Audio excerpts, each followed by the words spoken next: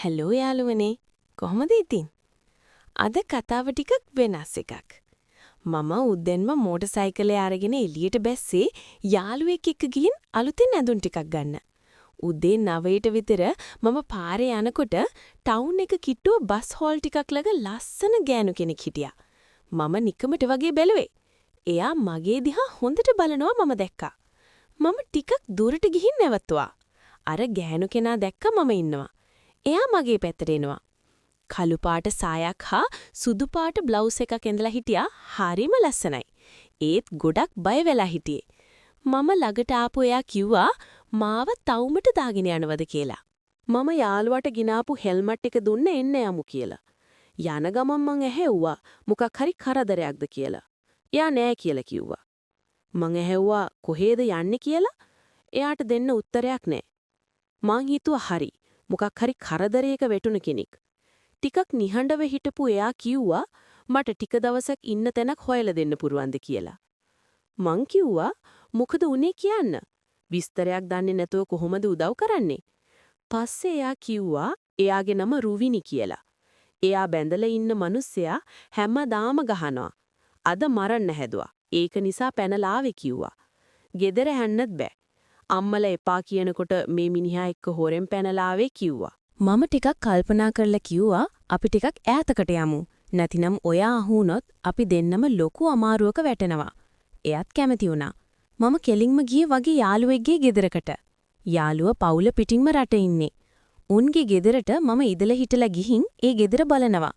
ඒ ගෙදර එළියේ කාමරේ යතුරු තියලා ගිහින් තියෙන්නේ. මම ඒක අරන් දොර ඇරියා. මම කිව්වා දැනට මෙතන ඉන්න. මම කඩේට ගිහින් කන්න මොනවා හරි ගේන්නම් කියලා ආවා. වටේටම උස තාට්පෙත් ලොකු ගේට්ටුවක් නිසා හොයන්න බෑ කාටවත්. මම යනකොට එයා ඉඳගෙන ඉන්නවා. ගෙනල්ලා දීපු කෑමක කෑවා. ඊට පස්සේ අපි ටිකක් කතා කරා. මම කිව්වා තැනක් හොයාගන්නකම් මෙතන ඉමු කියලා. පස්සේ මම කිව්වා ඔයාට නාගන්න ඕනේ නම් එළියේ තියෙනවා නාගන්න තැනක් කියලා. එයා හා කියලා ගියා. මම රූම් එක පොඩ්ඩක් අස් කරා. එයාගේ ෆෝන් එකට කෝල් එකක් ආවා. මම බැලුවා කවුද කියලා මිනිහා වෙන්න ඇති. මම ආන්සර් කරා මම මොකුත් නොකිය කනේ තියාගත්තා. මිනිහා තමයි. ඌ බනිනවා මරනවලු දැම්ම වරෙන් කියනවා. මම ෆෝන් එක ඔෆ් කරලා දැම්මා. එයා නාගෙන ආවා. එයා දැක්කම පුදුම හිතුණා. අර මිනිහා හරකෙක්. ඉටි රූපයක් වගේ ලස්සන ගෑණියෙකුට සලකන්න දන්නේ නැටි හැටි. මම කිව්වා ඔයා මාර ලස්සනයි. එයා කියනවා කරුමේ තමයි කියලා. මම කිව්වා කරුමේ අමතක කරලා හොඳට ඉන්න බලමු කියලා රුවිනි hina වුණා. දැන් ඔයා ජීවත් වෙන්න මොනවද කරන්න හිතාගෙන ඉන්නේ? එයා කිව්වා ගාමන්ට් එකට යනවා කියලා. මම ඒක හොඳයි කියලා ගෙදර යන්න නැගිට්ටා. එයා අහනවා කොහෙද යන්නේ කියලා. මම කිව්වා ගෙදර කියලා. එයා අහනවා ඉන්න බැරිද කියලා. මම කිව්වා මේ ගෙදර අනිත් දොරවල් වහලා තියෙන්නේ. මේ රූම් එක විතරයි තියෙන්නේ කියලා. එයා කිව්වා කමක් නැහැ. අපි මේකේ ඉමු කියලා.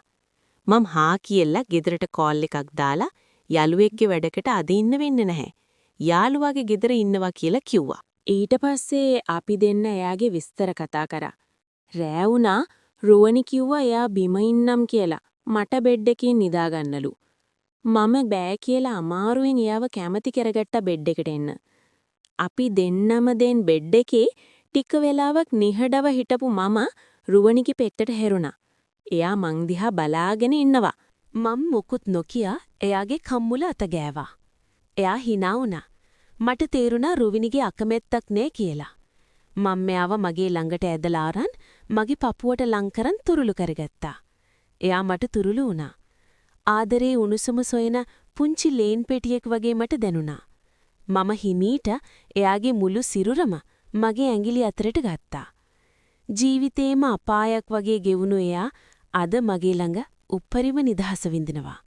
පව් අහිංසකී කියලා මට හිතුණා. එදා මමත් රුවිනිත් ගොඩක් ආදරෙන් ලං වෙලා සතුටින් හිටියා. එයා මීට කලින් කවදාවත් මේ තරම් සතුටු වෙලා නෑ. දෙන්නම පිස්සුවෙන් වගේ ආදරෙන් සතුටු වුණා. ගොඩක් රෑ වුණා. මම රුවිනිව වඩාගෙන එළියට ගියා. එයාත් මගේ ඇඟේ ඉල්ලිලා ඉන්නවා. අපි දෙන්න මිදුලේ තියෙන ගල් පුටුවක ඉඳගෙන සීතල සුලගත් එක්ක අපේ ආදරේ බෙදාගත්තා. රුවිනි වගේ කෙල්ලෙක් ලැබෙන්න මිනිහෙක් වාසනාවන්ත වෙන්න ඕනි කියලා මට හිතුණා. රුවිනිගේ කතාවේ ඉතිරි කොටස් ඕනේ නම් දැන්ම මගේ YouTube නාලිකාව සබ්ස්ක්‍රයිබ් කරන්න.